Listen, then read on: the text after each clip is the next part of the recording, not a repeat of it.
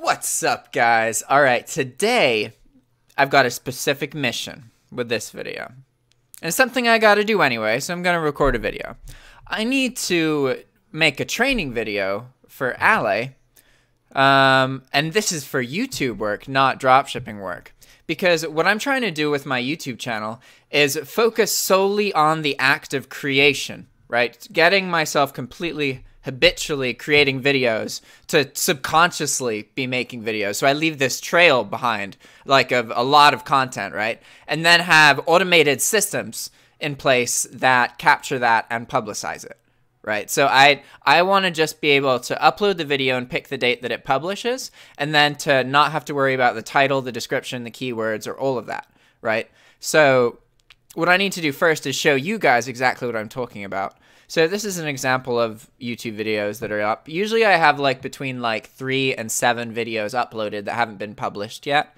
And I just kind of pick them based on what I've done recently. I try and do like spread the videos out, I guess, if that makes sense. It's based on how I'm like doing emotionally and what I published recently. There's a whole bunch of variables. But if we go and we look at a video, then you can see the things that I'm talking about. So this is what happens when you upload a video. You go to this screen, right? And you have to make the title of the video, thumbnail, the description here, keywords, all this stuff. And this is time consuming, right? And I'd rather just not have to worry about it anymore. So I'm trying to identify like, all right, virtual assistants is huge. Virtual assistants is the most useful thing that I perceive you can get into. So what in my life could I use more efficiently? Could I use Virtual Assistant for to make my life more efficient, right? And to take advantage of this, like being able to create and just focus on what I'm good at, which is that consistent creation and that kind of thing, right? And the more I can just focus on that, then the better the content gets, right? Because I don't have to spend the time doing the things that don't necessarily make me a better creator, right? Like, it's very important to understand descriptions and titles and keywords and all this kind of stuff, but it's definitely not always worth the time. Like, the thing that I'm finding is that I'm not doing a proper job, and that's the point. Like, how it's been, I'm doing really good with my YouTube channel in the regularity of my content, which is what I care about. That's what's really important to me. But when it comes to like optimizing and keywords and all of this other stuff about YouTube, I'm not doing it. There's a lot I'm not doing. Like I don't really use thumbnails that much anymore. My descriptions are all templates. They're not unique to the video, which makes it harder to find. Keywords are more likely to be related to the playlist that the video is in, not the individual video. There's a lot of like stuff that I don't do well, but I know how to do, right? So I need to just automate these things because 1, I won't have to do them, and 2, they're going to be done better than how I'm currently doing them, you know? And so I'm thinking a lot about this in my life, how to establish more virtual assistants in things other than dropshipping, right? Because in dropshipping, it's pretty obvious how to use it, right? You know, customer service, posting items, all these kinds of things.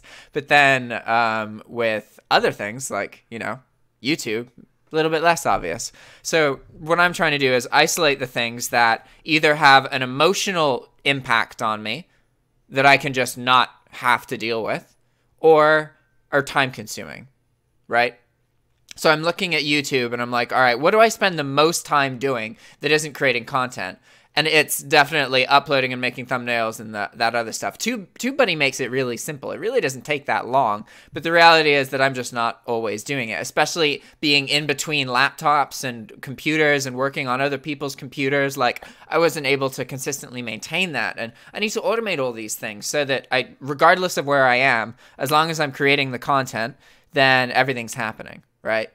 You know, that'd be cool.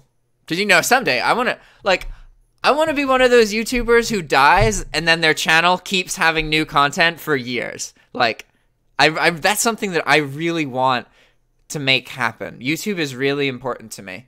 And in some ways, I think that YouTube videos are so much more valuable than a lot of other things in my life because, like, somebody could engage with this years from now. You know, that hundreds of years from now, you know? Like, that's crazy to me because I haven't had access to that. And yeah, I don't want to get too much into that. Sorry, getting too much emotional. I know. Emotional stuff. I like YouTube a lot. YouTube's really great. But the next thing that I might be able to do more virtual assistants with is the dropshipping course. Well, actually, all my Udemy courses, to be honest, not just the dropshipping one. I've been doing this. There's a whole like buttloads more videos going into the dropshipping course. I'm adding like 3 or 4 sections and revising a lot of content, and I'm like halfway done with that. So that's happening soon. But that's not the point. The point is that right now there's like no feedback on my part in the course. Like I don't answer questions regularly. There's a lot more that I need to do to make the course more responsive and more engaging to the students, right? And I work around this by the fact that anybody can have a video with me and I will talk to them not in person, but directly to them, right? But that's obviously something that most people aren't willing to do, right? Which acts as kind of a filter, you know? Because you have to be willing to throw yourself into situations that make you uncomfortable in order to change your life, you know? So for me, like, the fact that somebody is willing to do a YouTube video with me, I know that it's intense and intimidating, and the fact that they're willing to do that it means a lot to me. Like, it's really, like, that tells me a lot about that person, right? There was one guy, he was, oh man, it's so cool. It's exposed to all of this amazing stuff. But I'm getting really off topic here. My point's that I'm not engaging enough in my Udemy course.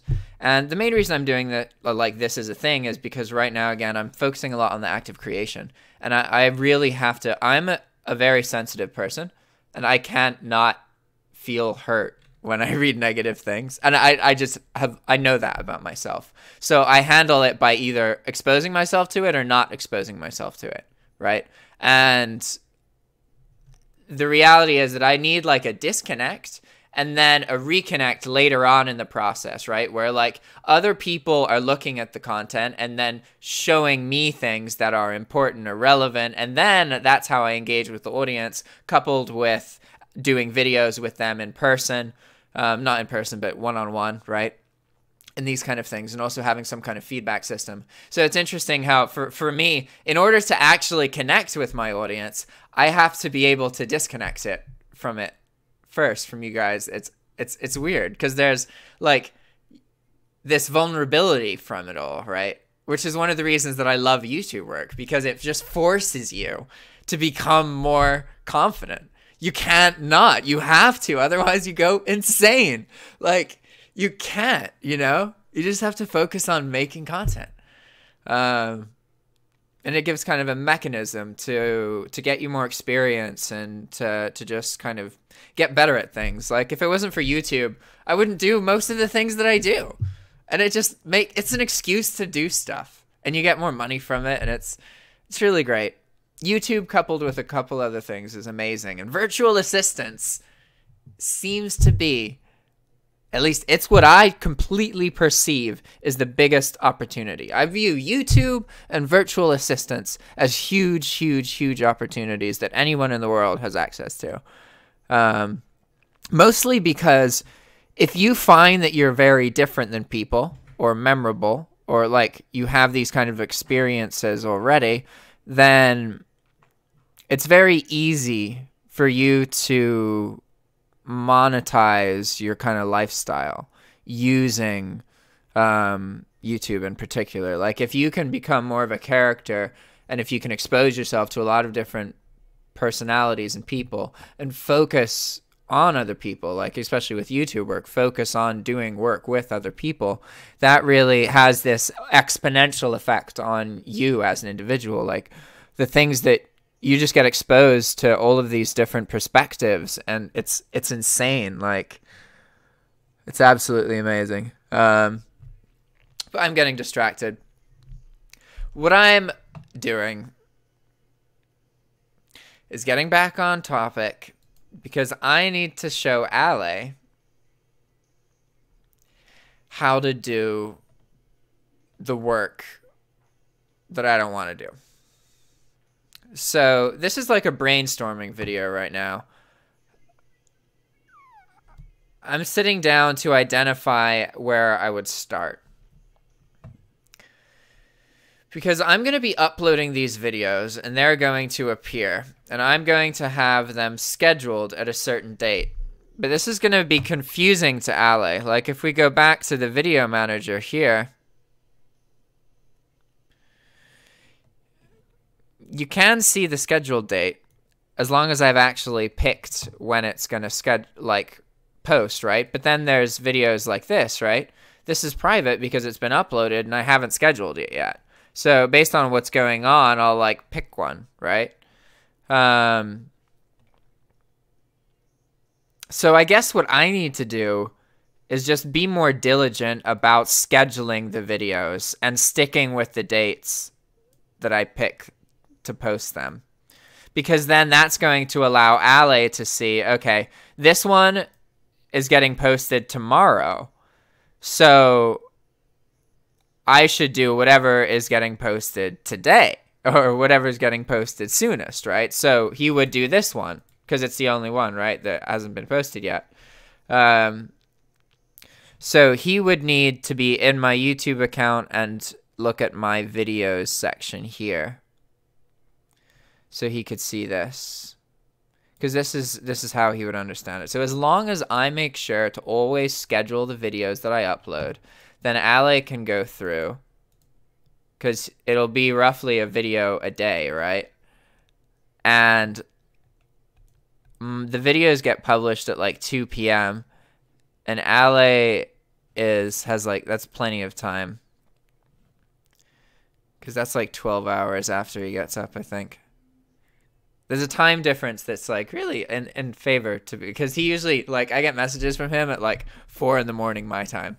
So it's like, it's a cool window of time. I like that. All right.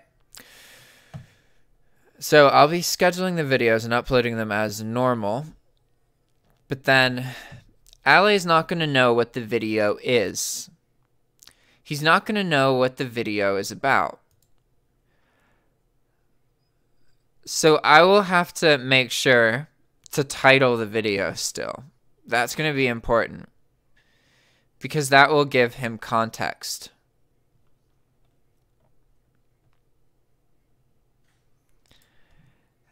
And the description, for now, I will just do, because it's going to be a template still. That's fine. I usually just like have some kind of monetizing links at the top and then have some kind of description. Not always, though. In this case, it was a question and answer video. So I have the questions that were asked, or at least that were covered. It was a list, right?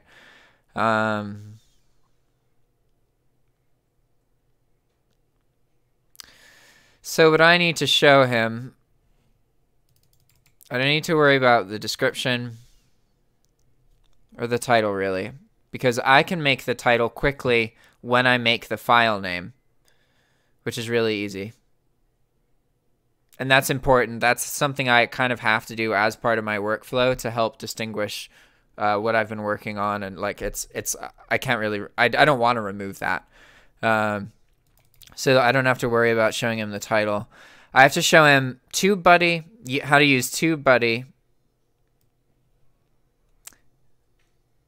and keywords. Okay, TubeBuddy makes it pretty easy, right? Because based on the title, you can then just add things, right? It suggests them here, so you can go through and look for them. And they're pretty good.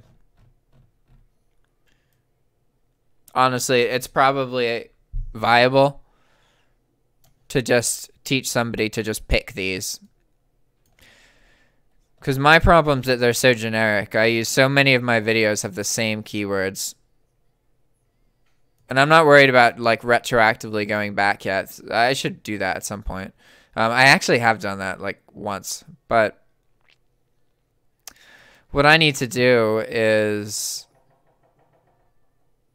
have these be more unique per each video. And by training somebody else how to do this, the fact that they don't actually know what it's about would probably be an advantage here, because I just use the same kind of generic things, so I'm not doing it properly at the moment. So they would do it more properly. The other thing, the main thing, is thumbnails. So thumbnails are pretty easy. I just need to establish a system, right? So we use a still frame, and they just pick it. And then we go to the next one. And now we would want some kind of, how do we help the VA, or Ali in this case, how do we help him know what keywords to put to make it like a thumbnail, right? So this is a Q&A. See, this is something that, yeah. There's a lot of different ways you could approach this. I guess something really basic would just be to think of something in the title, to pick like some words from the title and then add them as text, right? So what else did we talk about? I need to be more descriptive about the things that we talk. Oh, a transcript. There should be a transcript in every video. Oh, we could do, how would I do that? Even if it was an automated transcript, that'd be really good for keywords. Oh man. Okay. 1 second.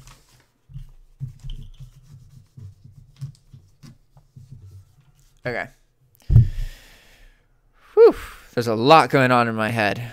Man, when you start thinking of stuff to improve, it's insane how many things there are to improve and make better. It's limitless. Okay. But I need to stay on task.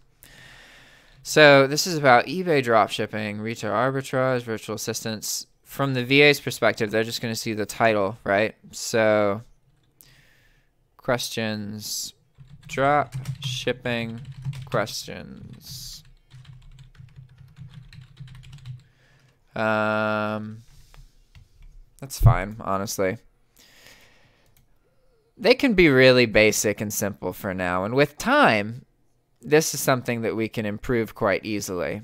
But for now, so I would just give them, okay, like a screenshot. I guess that would be a useful thing to have right now, right? Just grabbing a little section of the screen here. We want large coda. I don't need this. I'll just have the video. That's fine. Good, good, good. Dropshipping questions with Steve from the UK.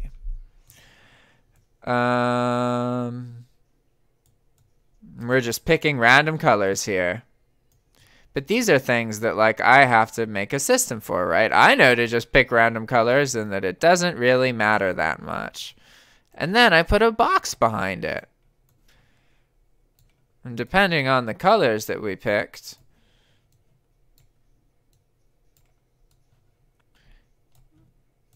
woo, and that's it.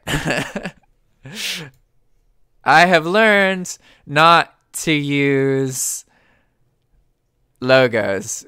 We all used to use logos, right? Like all most of the dropshipping YouTubers, like you'd see like the eBay logo, that kind of thing, right? But then eBay like took down a bunch of videos because people had the eBay logo in the thumbnails. I had like 2 videos like that. Like literally every dropshipper, YouTube dropshipper got dinged for it. It was pretty funny. It didn't really matter, but you know, it's funny. Don't use logos unless you have the permission. It's tempting because, you know, they're the brand and everything, and that's great. All right. Sweet. All right, guys, so you got a gist of what's going on now. Just brainstorming for what to show Ale. And now I know that there's two things that I need to make videos about. I need to make videos about thumbnails, how to make a thumbnail. So the next step for this would be to like itemize the process. So it's like, okay, step 1, 2, 3, 4, 5, 6, 7, whatever, right? And then to make a video. And then the other thing is keywords. I need to show him how to use the TubeBuddy Chrome extension to make keywords based on the title of the video that I upload. Like, he's welcome to watch the video, you know, but in general, watching videos is very time consuming. So I want to make some kind of system where he doesn't have to engage with the content. Obviously he can, and he does, but that isn't something that I should expect or require, because again, it's time consuming. All right, guys, thanks for watching. See you next time. Ciao.